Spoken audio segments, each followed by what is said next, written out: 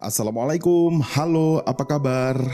Balik lagi nih di sini di Hikayat Kehidupan dan tetap masih dengan saya Abuya Radua yang akan menemani kebersamaan kita hari ini selama beberapa menit ke depan.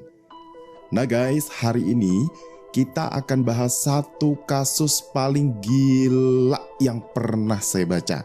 Kasus ini adalah sebuah kasus serial killer yang didalangi oleh seorang pemuda yang dia itu terobsesi banget sama yang namanya profesi dukun. Yang mana agar bisa menjadi seorang dukun profesional itu, dia ini sampai tega menumbalkan 7 nyawa anak laki-laki yang kesemua jasadnya itu dipotong kelaminnya. Bahkan yang paling bikin merinding nih, ada salah satu korban yang sampai dijadiin rendang loh. Ya Allah, ini sih definisi pembunuh berantai berhati dajjal beneran ini. Ya udah deh, daripada kelamaan prolognya, mendingan langsung aja yuk kita cus ke ceritanya.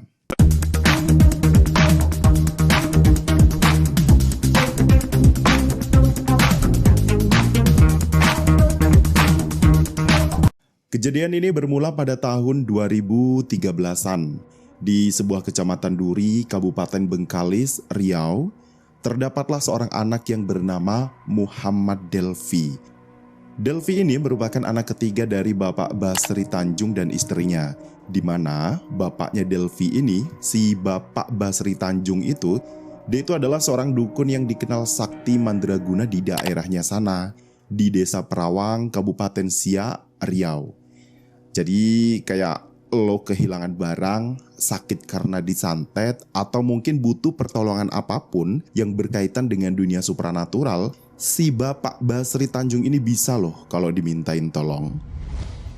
Selain itu, Basri Tanjung ini juga dikenal memiliki ilmu kebal, dan dia itu juga punya karisma di mata orang-orang di sekitarnya sana.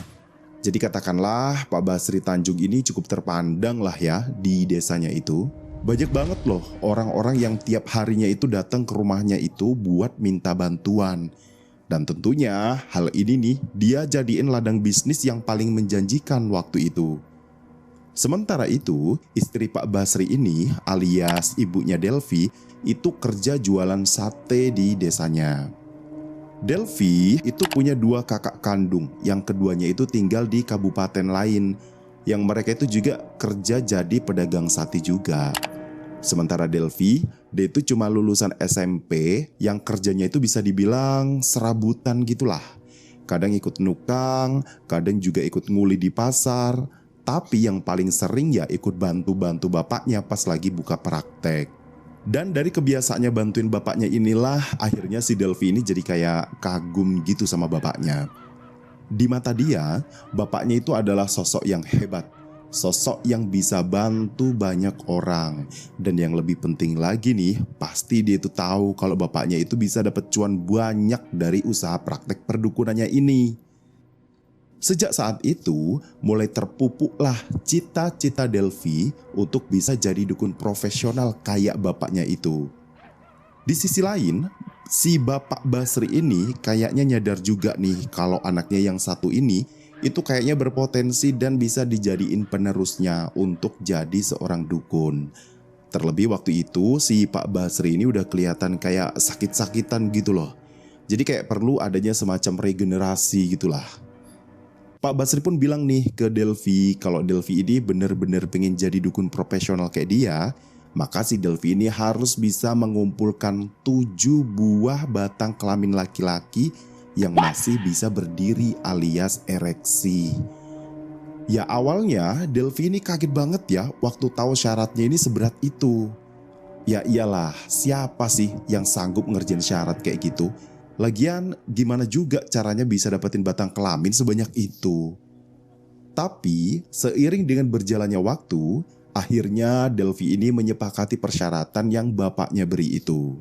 Dengan segala keterbatasan yang dia miliki, kayak Delvi ini adalah sosok yang introvert, kemampuan berpikirnya juga kurang karena cuma lulusan SMP. Jadi dia itu cukup sadar diri lah kalau susah juga cari pekerjaan dengan background dia yang cuma seperti itu. Di sisi lain, dia itu pengen juga jadi tenar dan punya banyak duit kayak bapaknya. Nah, alasan-alasan inilah yang bikin dia pada akhirnya itu menyetujui tawaran bapaknya itu. Cuma ya memang waktu itu si Delvi ini gak langsung serta-merta menjalankan aksinya ya, karena di lubuk hatinya yang paling dalam, dia itu juga kayak Singkat cerita, pada tahun 2010, ibunya Delvi ini meninggal guys. Dan sepeninggal ibunya itu, ayahnya Delvi ini, si Bapak Basri Tanjung, itu pindah ke kampung kelahirannya, yaitu di Desa Duri, Kabupaten Bengkalis, Riau. Sementara Delvi itu ngikut salah satu kakaknya yang tinggal di Kabupaten Rokan Hilir, masih di Riau juga, buat ikut bantu-bantu jualan sate di sana. 3 tahun kemudian, atau lebih tepatnya pada Januari 2013, nampaknya hasrat Delvi untuk jadi seorang dukun kayak bapaknya itu masih belum padam juga guys. Dan setelah berpikir secara mendalam, akhirnya Delvi pun memutuskan untuk mulai melancarkan aksinya mencari korban pertamanya. Kebetulan waktu itu di sekitaran lokasi Delvi ini berjualan sate, itu ada banyak anak kecil yang main di sana. Ditambah lagi, Delvi ini juga udah kenal sama beberapa anak-anak itu, yang mana salah satunya itu bernama Febrian Della, yang waktu itu masih berusia 5 tahun. Melalui bujuk rayunya, Delvi mengajak Febrian Della ke semak-semak yang memang lokasinya itu jauh dari keramaian. Setelah mereka sampai di lokasi yang dituju, langsunglah Delvi ini mengeksekusi Febrian Della. Lalu dia memotong penisnya. Jasad Febrian Della pun dikubur ala kadarnya di tempat itu. Beberapa waktu kemudian, keluarga Febrian Della ini mulai mencari-cari keberadaan anak balitanya itu. Hingga berbulan-bulan setelah kejadian itu, keberadaan Febrian Della ini masih belum diketemukan loh guys. Wah, kasihan banget ya. Beberapa bulan kemudian, Delvi ini pindah ngikut kakaknya yang lain yang ada di Kabupaten Siak. Siak ini posisinya masih di Riau juga ya. Nah, di sana si Delvi ini kerja ikut sama orang buat jadi pengantar galon. Terhitung sudah 2 bulan dia kerja di tempat itu, tapi karena kinerjanya itu kurang bagus, akhirnya dia itu sempat ditegur sama pemilik kios. Waktu itu si Delvi ini bilang kalau bapaknya itu sedang sakit dan dia itu mau pulang ke kampung dulu buat jenguk bapaknya. Jadi si Delvi ini malah pinjem duit gitu ke bosnya. Dengan berbekal uang pinjaman dari bosnya itu, akhirnya Delvi ini pamitan pulang. Tapi bukannya pulang menjenguk bapaknya, setibanya di Bengkalis, si Delvi ini malah kawin lari loh guys sama pacarnya yang bernama Dita Desmalasari. Yang mereka ini sebenarnya udah pacaran sejak mereka ini masih SMP. Hubungan mereka ini sebenarnya gak direstui ya sama kedua orang tuanya Dita. Tapi yang namanya udah cinta buta kali ya. Lagian waktu itu si Delvi ini maksa gitu kan ya. Akhirnya tragedi kawin lari ini pun terjadi. Selama pernikahannya ini, si Dita ini ikut bantuin Delvi guys buat nyari korban-korban berikutnya.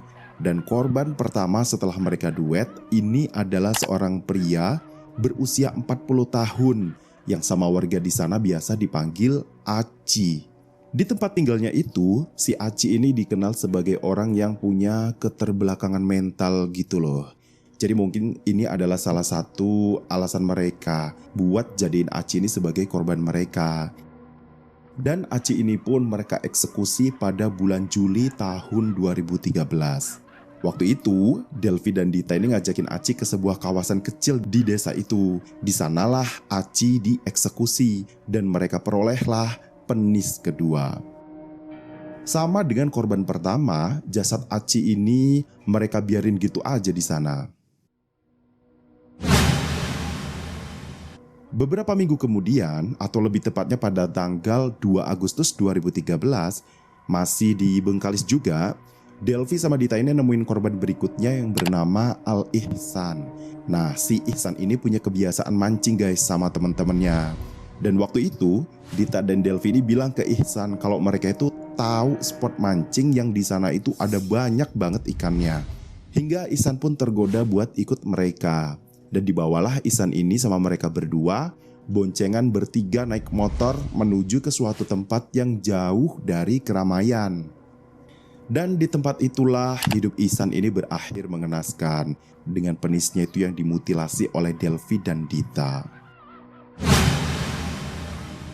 Delvi dan Dita ini balik lagi ke desa Bintang Sebatang Timur guys. Tempat si Delvi ini tadinya kerja jadi tukang galon. Tapi niat mereka balik ke tempat itu bukan buat kerja lagi ya di tempat itu, melainkan untuk nyari korban berikutnya. Hingga pada tanggal 14 Agustus tahun 2013, bertemulah mereka berdua ini dengan korban berikutnya yang bernama Randy Hidayat yang berusia 10 tahun. Delvi sama Randy ini memang sudah kenal ya sebelumnya karena Randy ini kan sekolah di SD yang lokasinya itu dekat sama rumah kakaknya Delvi. Jadi modusnya mereka ini kayak nggak sengaja gitu ketemu Randy. Lalu Randy ini mereka ajak jalan-jalan gitu muter-muter naik motor bertiga. Hingga dibawalah Randy ini ke sebuah makam desa yang memang letaknya itu cukup terpencil. Dan di tempat itulah kembali lagi Delvi dan Dita ini mengeksekusi korbannya. Lalu lagi-lagi memutilasi kelamin korbannya.